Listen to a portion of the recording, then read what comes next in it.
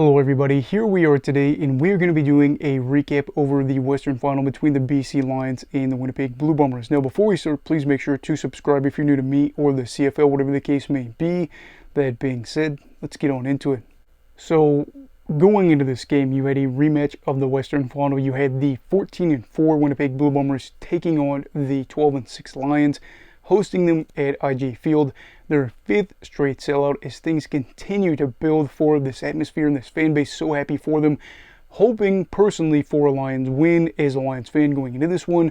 Winnipeg did not make that look like the case early on. Brady Oliveira on one drive just looked like a monster and proved to be one of the many things that the Lions cannot stop at the moment when they play Winnipeg. He would go kind of quiet the rest of the game, or a good chunk of the game, because they didn't use him as much as before. But the opening drive, or one of those opening drives that they had, was a huge tone setter to be able to say, we're going to just keep giving him the ball. You can't stop him, so we're going to give him the ball, and we're going to be able to score off of that. And then as things continue on in the first half, it doesn't necessarily feel hopeless, but it does feel like, yeah, things are on Winnipeg's side. You've got the block punt that turns into a touchdown, and it is near 18-3 at halftime. You're looking at this saying Winnipeg's been able to dominate almost every facet of this game, and the only thing that stopped them from having an even bigger lead is I do believe at some point in the first half, Sergio Castillo would go on and miss a field goal. He actually missed at least two in this game. But looking at that, saying, well, they're going to have a 15-point cushion going into the break, not so close as you would see the Lions go for a Hail Mary. Justin McInnes gets the ball down there in the end zone, and instead of it being a completely hopeless game for the Lions, you're looking at that and saying, wow, we just played a terrible, absolutely atrocious first half of football, yet here we are within striking distance of being able to beat this team. What is happening? Third quarter would continue and see the Lions actually be the only one to take away points in that quarter. White had a field goal, and for the Lions going into the fourth, it didn't feel impossible, but it did feel like, man, things are going to start becoming more and more difficult. And it did become more and more difficult. It felt like as time wore on, the offensive line continued to be worse and worse in this game. The Lions' offensive line allowed 9 sacks. So Vernon Adams Jr., I ended up actually posting a meme on my Instagram account for this, talking about how Vern would get the ball snapped to him. It would basically touch his fingers, just fingertips, and he'd be on his back. It was one of those deals, Jackson Jeffcoat, Willie Jefferson. Didn't matter who was out there, didn't matter what kind of pass protection they were going to do, didn't matter how fast they wanted to get the ball out of their hands, they were going to get him. And it was going to be one of those deals where they were able to get the job done. That is exactly what Winnipeg does here, as they win 24-13. I know there was some talk about a missed PI call at the end of the game.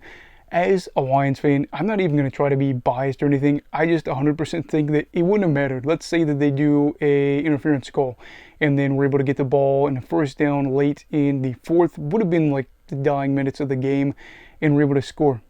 You know, maybe we get the onside kick, but maybe we don't. Do we realistically win this game? No, we do not, as the Blue Bombers really played an all-around good game. I just think that, again, with Castillo missing some kicks and the Hail Mary attempt at the end of the first half, it was a much closer score. And I know some people are going to say, well, the Lions played hard, and I just feel like we're right there. I kind of feel like they are on their good days. But this final score does not resemble what I saw with my own eyes there.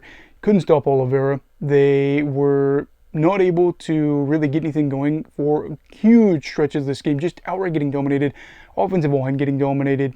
The defense maybe not being able to do what they wanted to achieve and set out to try to put as much pressure as possible on Colaros. And it feels like right now the Lions are a really good team, but I kind of want to throw them down a tier, because let's say everything stays relatively similar next year. Toronto's really good. You have, Winnipeg be really good. Are we going to see BC be able to get past the Blue Bombers? And if they do, are they going to be able to get past Toronto? The biggest thing that they have to figure out going into the offseason is going to be, how do they get past the Bombers in the playoffs, whether that be in the semifinal, realistically the final, whether that be getting home field advantage, or, hey, guess what? Realistically, we got to go into Winnipeg and win a game. That's going to be very hard. Parting thoughts, Adam Bighill obviously got hurt in this one. I haven't heard anything yet about his return.